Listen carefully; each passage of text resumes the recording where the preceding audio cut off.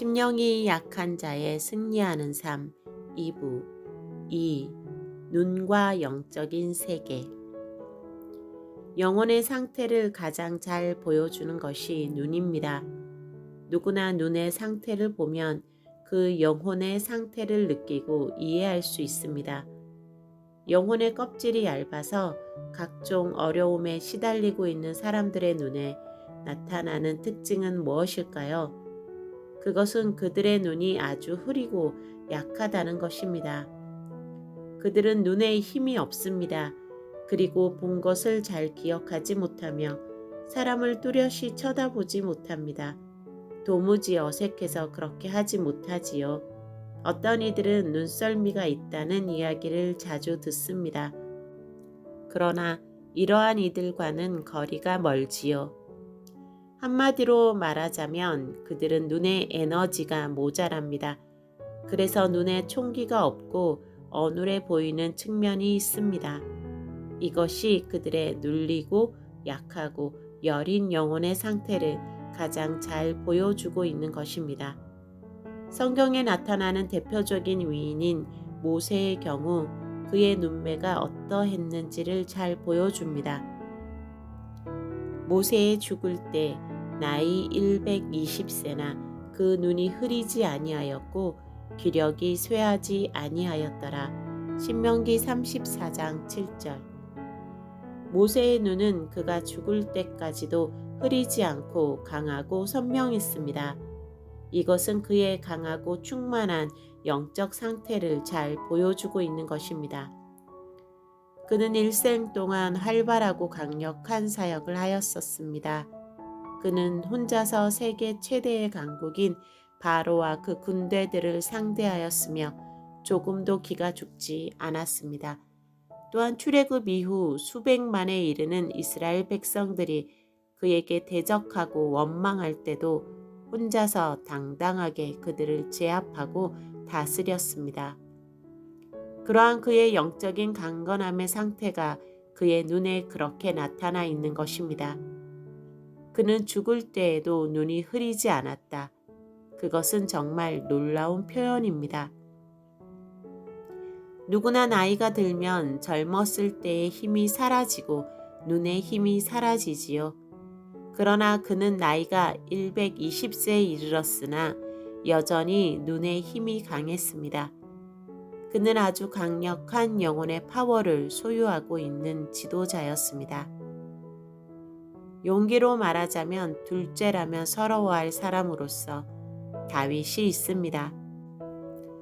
그는 모든 이스라엘이 벌벌 떨면서 아예 싸워볼 엄두도 내지 않던 골리앗과 대결하여 쓰러뜨린 사람입니다.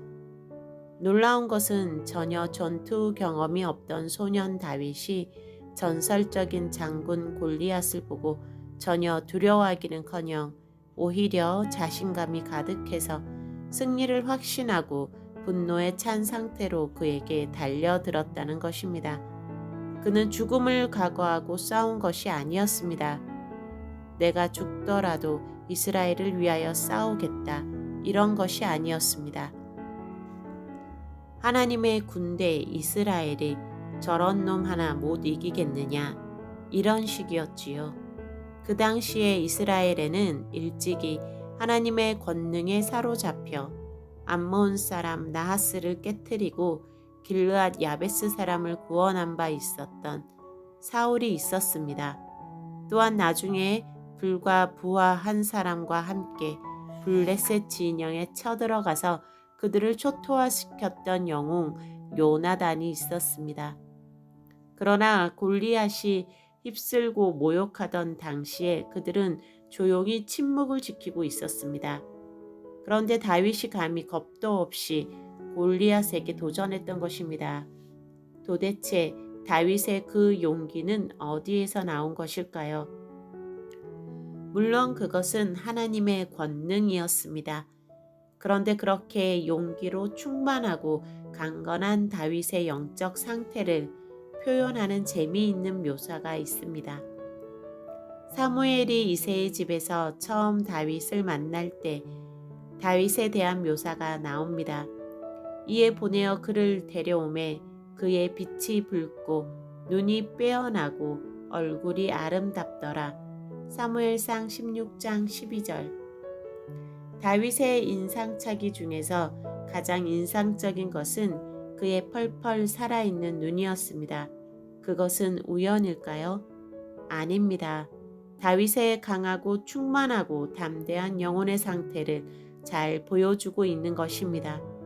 물론 그의 그러한 특성은 주님의 영의 기름 부으심을 통하여 더욱더 강력해졌습니다. 신약에서도 주님은 눈에 대해서 말씀하십니다. 눈은 몸의 등불이니 그러므로 내 눈이 성하면 온몸이 밝을 것이요 눈이 나쁘면 온몸이 어두울 것이니 그러므로 내게 있는 빛이 어두우면 그 어두움이 얼마나 하겠느뇨. 마태복음 6장 22절에서 23절. 이상과 같은 성경의 언급을 보면 사람의 영적인 상태와 눈의 관계는 떼어놓을 수 없는 관련성을 가지고 있는 것을 알 수 있습니다. 사람의 눈을 보고 있으면 그가 현실에 집중하고 있는지 아니면 공상이나 다른 생각에 잠겨 있는지 알 수 있습니다. 교사가 교실에서 학생들을 가르치고 있습니다. 그는 학생들의 눈을 보면 선생님의 이야기에 집중을 하고 잘 듣고 있는지 아니면 다른 공상에 빠져 있는지 알 수 있습니다. 그것은 눈이 현실의 생각에서 마음속에 다른 곳으로 이탈할 때에 눈의 그 특징이 나타나기 때문입니다. 눈에 초점이 없고 멍한 상태에 있지요. 그런데 이러한 눈의 상태가 영의 껍질이 얇은 사람들의 눈의 모습입니다. 즉 그들은 눈이 수시로 현실을 벗어나 어떤 다른 생각에 잠기는 경향이 있으며 그러므로 현실의 인식이나 감각이 떨어지는 경향이 많이 있는 것이지요. 이렇게 눈이 멍한 상태, 그것은 현실에 대한 인식이 떨어져 있는 상태입니다. 이러한 상태는 왜 오는 것일까요? 그것은 눈에 힘이 없기 때문입니다. 눈에 힘이 없어서 현실적인 인식이나 파악이 힘들어서 자꾸 혼자만의 영계, 즉 공상의 세계 속으로 들어가는 것이지요. 영계라고 하면 아주 신비한 세계라고 생각하지만 사실 현실에 대한 인식을 벗어나서 혼자만의 생각과 상상에 빠지는 것은 곧 어떤 영계에 들어가는 것입니다. 그래서 영적 세계에서 어떤 생각이나 느낌을 수신하게 되는 것이지요. 영계란 멀리 있는 것이 아니라 물질계, 현실 세계에서 벗어나면 곧 영계인 것입니다. 영계는 동전의 양면과 같이 현실계와 같이 있는 것이지요. 영이 약하고 영혼의 껍질이 얇은 이들은 눈에 힘이 없습니다. 그래서 수시로 생각이 현실에서 이탈하여 영계로 들어갑니다. 이들은 수시로 공상에 잠기는 성향이 있습니다.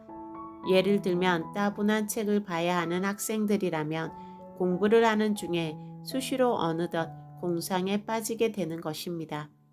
따라서 집중력이 모자라므로 공부를 잘 하기는 어렵게 됩니다. 눈에 힘이 없는 사람은 생각을 통제할 수가 없습니다. 의식이 눈을 통제할 수 있을 때 머리에 들어오는 생각을 관리하고 다스리는 것인데 눈에 에너지가 없으니까 생각이 언제 어디서 들어오는지 나가는지 모릅니다. 그러니 이들은 다양한 잡념에 사로잡히게 되는 것입니다. 이들은 묵상 기도를 하게 되면 졸거나 아니면 많은 잡념에 사로잡혀 기도를 하는지 뭘 하는지 모르게 됩니다. 그것도 다 눈에 힘이 없기 때문에 생각과 마음을 관리할 수 없기 때문입니다. 이렇게 눈에 힘이 없으면 집중력이 떨어져서 모든 이해와 파악이 느리게 됩니다. 남들이 한 번 듣고 아는 것도 여러 번 들어야 하지요. 또한 본 것도 잘 기억하지 못합니다. 또한 눈에 힘이 없으므로 잠도 많이 자게 됩니다. 자고 나도 늘 피곤하지요. 눈에 힘이 없으면 깊은 잠을 잘 수 없기 때문입니다.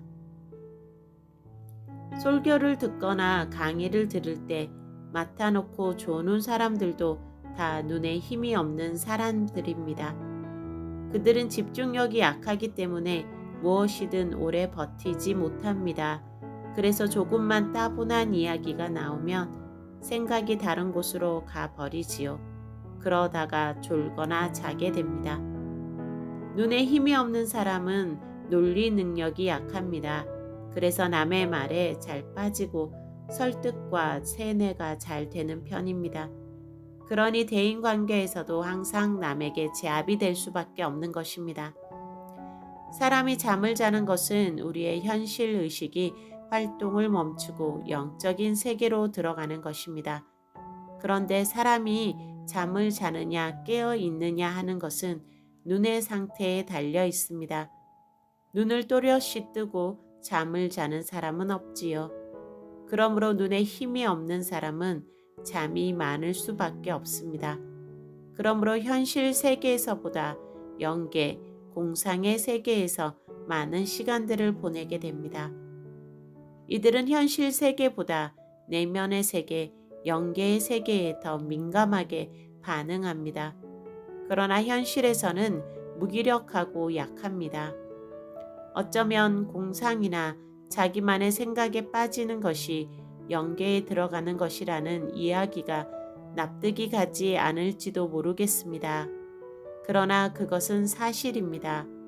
우리는 항상 영계의 영향을 받고 있으며 거기에서 생각을 수신하게 됩니다.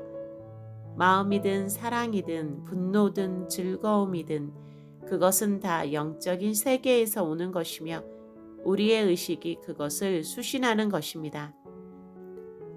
낮은 영계에서는 낮은 차원의 생각과 감정이 오며 높은 영계에서는 높은 차원의 생각과 감정이 옵니다.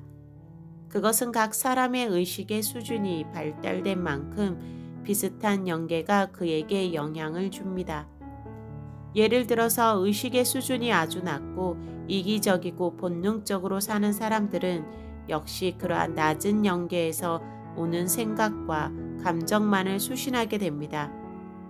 그러므로 그들은 평생을 낮은 의식 수준에서 살게 되는 것이지요. 그러므로 영적 성장은 곧 그러한 의식의 수준과 차원이 바뀌는 것이라고 할 수 있는 것입니다. 어쩌면 눈에 힘이 없는 사람은 현실 세계보다 쉽게 공상에 빠지고 잠을 많이 자고 해서 영계와 접촉함으로 더 영혼이 발전하지 않을까 생각이 들지도 모르겠습니다. 그러나 그것은 그렇지 않습니다. 의식이 무기력하고 눈에 힘이 없어서 자신의 의사와 상관없이 들어가는 영계는 아주 낮은 영계입니다. 그러한 곳에서는 아무리 오래 머물러 있어봤자 영혼이 발전하지 않습니다. 오히려 그 영혼이 더 눌릴 뿐입니다. 주님 앞에 나와서 깊은 기도와 찬양으로 아주 맑은 영적 상태를 유지한 채로 잠을 자게 되면 잠이 아주 개운하고 맑습니다. 그리고 꿈을 꾸어도 아주 행복하고 달콤한 꿈을 꾸게 되지요. 꿈에서 주님을 만나 기도하고 밝고 아름다운 곳을 걸어 다니기도 합니다. 그것은 그의 고양된 영혼이 잠을 자는 동안 천국의 영계를 거닐다 왔기 때문입니다. 그러나 괴기 영화나 살인 폭력 영화와 같은 것을 시청하다가 잠이 들면 꿈자리도 사납고 뒤숭숭하며 아침에 깨도 머리가 아프고 피곤합니다. 그것은 그의 어둡고 더러워진 영혼이 잠을 자는 동안 더럽고 낮은 영계를 방문했기 때문입니다.